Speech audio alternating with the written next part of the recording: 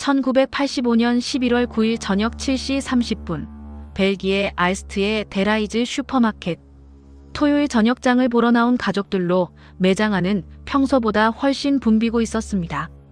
계산대 앞에는 길게 늘어선 줄이 주말 쇼핑객들의 인내심을 시험하고 있었고, 카트에 기대어 과자를 만지작거리던 아이들은 부모님의 허락을 기다리며 칭얼대고 있었습니다. 이 모든 풍경은 지극히 평범하고 평화로운 주말 저녁의 전형적인 모습이었습니다. 그 순간 매장 밖 주차장에 검은색 차량 한 대가 미끄러지듯 멈춰 섰습니다. 차량 문이 열리며 복면을 쓴 남자들이 마치 미리 훈련이라도 받은 듯 신속하게 차에서 내려 매장 안으로 돌진했습니다. 그들의 손에는 자동화기가 들려 있었고, 곧이어 날카로운 금속음과 함께 총성이 연속적으로 울려 퍼졌습니다. 그 총성은 평화로웠던 슈퍼마켓의 고요를 산산조각냈고, 사람들의 비명이 뒤섞이며 아수라장이 되었습니다. 공포에 질린 사람들은 본능적으로 바닥에 엎드렸지만 범인들은 잔혹하게도 멈추지 않았습니다. 그들은 쓰러진 사람들 사이를 유유히 걸으며 마치 표적을 확인하는 듯 다시 방아쇠를 당겼습니다. 불과 몇 분이라는 짧은 시간 동안 번화했던 매장은 순식간에 피로 물들었고, 삶과 죽음의 경계가 무너지는 비극적인 현장으로 변했습니다. 그날 밤 8명의 무고한 사람들이 목숨을 잃었습니다. 그 중에는 어린아이도 포함되어 있었고, 그들의 죽음은 벨기에 사회에 씻을 수 없는 상처를 남겼습니다. 범인들이 훔쳐간 돈은 그들이 저지른 살상 행위에 비하면 너무나도 미미한 액수였습니다. 그러나 그들이 남긴 공포와 충격, 그리고 이해할 수 없는 잔혹성은 벨기에 사회 전체를 뒤흔들기에 충분했으며, 수십 년이 지난 지금까지도 그 기억은 선명하게 남아 있습니다. 이 끔찍한 사건은 결코 갑작스러운 광기가 아니었습니다. 오히려 이는 4년간 이어진 연쇄살인과 강도, 행각의 정점에 달한 브라반트 킬러들의 잔혹한 범행의 마지막 장이었습니다. 이 모든 비극의 시작은 1981년 12월 31일 브뤼셀 인근 에테르베이크 헌병대 막사에서 발생한 무기절도 사건으로 거슬러 올라갑니다. 그날 밤 헌병대 막사에서 다량의 자동화기와 탄약이 감쪽같이 사라졌습니다. 그리고 몇 년 후 벨기에 전역에서 벌어진 강도 사건 현장에서 절도된 무기와 동일한 종류의 무기가 사용된 정황이 속속 드러나기 시작했습니다. 이로써 단순한 무기 절도가 아니라 앞으로 벌어질 연쇄범죄의 서막이었음이 암시되었습니다. 1982년부터 브라반트 킬러들의 범행은 본격화되었습니다. 그들은 대담하게 무기 상점을 습격하여 더 많은 총기를 손에 넣었고, 범행에 사용할 차량을 도난당했으며 슈퍼마켓과 식료품점은 그들의 주요 표적이 되었습니다. 범인들은 주로 현금을 노렸지만 그들이 저지른 과도한 살상 행위는 단순히 금전적 이득만을 목적으로 했다고 보기 어려웠습니다. 그들은 저항하지 않는 시민들까지 무차별적으로 공격했으며, 심지어는 경찰이 추격하다 총에 맞아 사망하는 일까지 발생했습니다. 1983년에는 택시기사가 납치된 뒤 무참히 살해되는 충격적인 사건까지 벌어졌습니다. 이들의 존재는 벨기에 전역에 극심한 공포를 불러왔고, 사람들의 일상 속으로 깊숙이 스며들었습니다. 특히 1985년에는 폭력의 강도가 다시 급격히 높아지며 이전과는 비교할 수 없는 잔혹성을 보였습니다. 9월 말 두 곳의 데라이즈 슈퍼마켓이 연이어 습격당해 여러 명이 사망하는 참사가 발생했습니다. 그리고 그로부터 한 달여 뒤 알스트에서 벌어진 최악의 학살은 브라반트 킬러들의 마지막이자 가장 잔혹한 범행으로 기록되었습니다. 마치 자신들의 존재를 각인시키려는 듯 그들은 가장 극단적인 방식으로 범행을 마무리했습니다. 그리고 이 마지막 범행 이후 그들은 마치 연기처럼 완전히 자취를 감추었습니다. 그들의 흔적은 어디에서도 찾아볼 수 없었고, 벨기에 사회는 깊은 충격과 혼란 속에 남겨졌습니다. 목격자들의 증언에 따르면 범인들은 대략 3명의 남자로 구성되어 있었습니다. 한 남자는 유난히 키가 크고 건장한 체격을 가지고 있어 거인이라는 별명으로 불렸습니다. 또 다른 남자는 극도로 냉정하고 주저함 없이 방아쇠를 당기는 잔혹한 모습을 보여 킬러로 지칭되었습니다. 마지막으로 비교적 나이가 들어 보이고 전체적인 범행을 지휘하는 듯한 인물이 있었는데, 그는 노인으로 불렸습니다. 언론은 이 3명의 인물을 지칭하며 브라반트 킬러들이라는 이름을 붙였습니다. 이들은 단순히 무작위로 행동하는 강도단이 아니었습니다.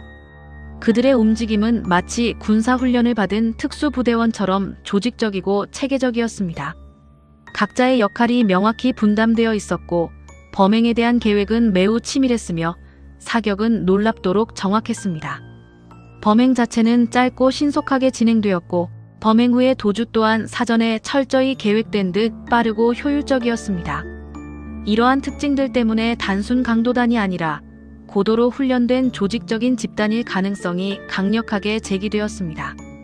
그들이 과거 군이나 특수 조직과 연관이 있을 것이라는 추측이 난무했습니다. 범행 동기에 대해서는 수많은 가설이 난무했습니다.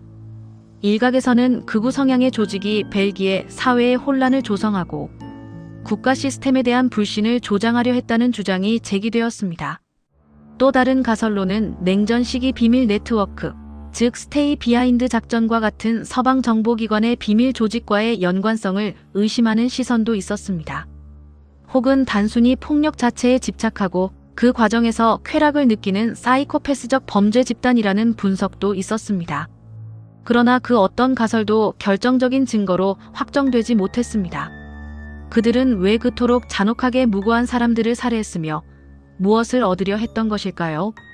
금전적 이득을 넘어선 다른 정치적, 사회적 혹은 개인적인 목적이 있었을까요? 이 모든 의문은 여전히 미궁 속에 남아있으며 벨기에 국민들에게는 풀리지 않는 숙제로 남아있습니다. 그들의 존재와 동기는 마치 검은 안개처럼 미스터리에 쌓여 있습니다.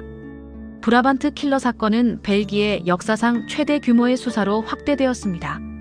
사건을 해결하기 위해 수많은 경찰관과 수사관들이 투입되었고 방대한 양의 증거물과 참고 자료들이 축적되었습니다. 그러나 당시 벨기에 경찰 조직은 복잡한 관할권, 분산 문제와 내부적인 갈등으로 인해 효율적인 공조수사를 진행하기가 매우 어려웠습니다. 증거 관리에서의 치명적인 실패, 정보 공유의 지연, 그리고 수사 과정에서의 여러 의혹들은 사건 해결에 큰 걸림돌이 되었습니다.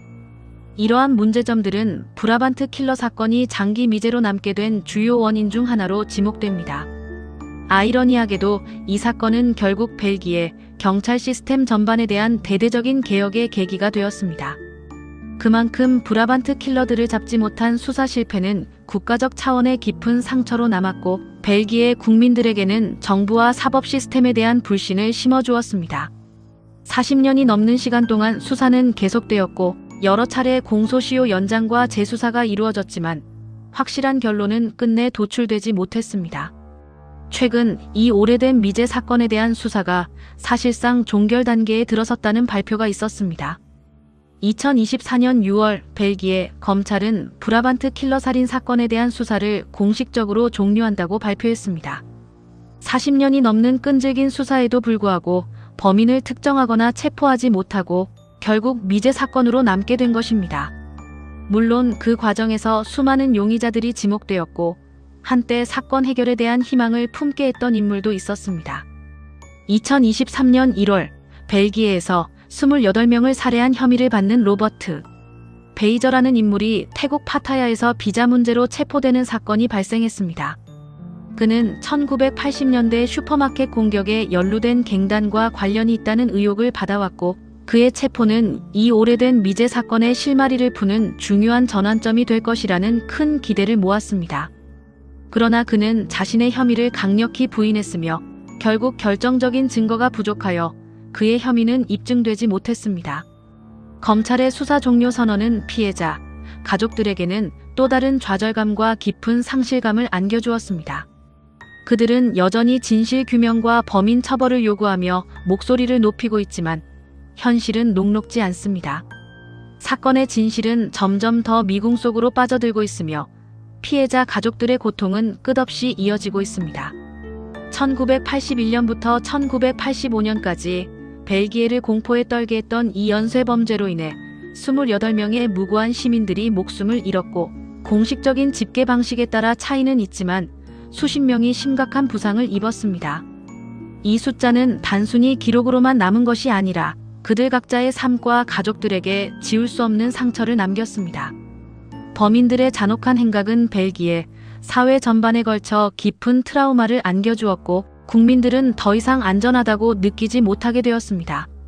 사건이 발생한 지 수십 년이 지났지만 범인의 이름은 여전히 밝혀지지 않은 채 공백으로 남아 있습니다. 알스트 슈퍼마켓 바닥에 선명하게 남은 총탄. 자국과 피 묻은 장바구니는 벨기에 현대사의 가장 어둡고 비극적인 그림자로 남아 있습니다. 과연 브라반트 킬러들은 단순한 강도단이었을까요? 아니면 이들의 배후에는 우리가 알지 못하는 더 거대하고 조직적인 세력이 존재했던 것일까요? 총성이 멈춘 그날 밤 이후 시작된 침묵은 지금도 계속되고 있으며 그들의 정체와 범행 동기에 대한 의문은 현재까지도 풀리지 않고 있습니다. 당신은 이 풀리지 않는 미제 사건을 어떻게 바라보고 계십니까? 과연 브라반트 킬러들의 정체는 영원히 밝혀지지 않는 수수께끼로 남을까요? 그들의 범행 동기는 무엇이었으며 왜 그들은 벨기에 전역을 공포에 몰아넣은 후 마치 약속이라도 한 듯 갑자기 흔적도 없이 사라진 것일까요? 이 모든 의문은 벨기에 사회의 깊숙한 곳에 뿌리박힌 채 해답을 기다리고 있습니다. 브라반트 킬러 사건은 단순한 형사 사건을 넘어 한 국가의 역사와 사회 전반의 깊은 상처와 불신 그리고 해결되지 않은 의문을 남긴 채 오늘에 이르고 있습니다. 과연 이 잔혹한 미스터리는 영원히 풀리지 않는 수수께끼로 남을까요? 그리고 피해자 가족들은 언제쯤 진정한 평화를 얻을 수 있을까요? 이 사건은 우리에게 정의와 진실의 중요성을 끊임없이 되묻고 있습니다.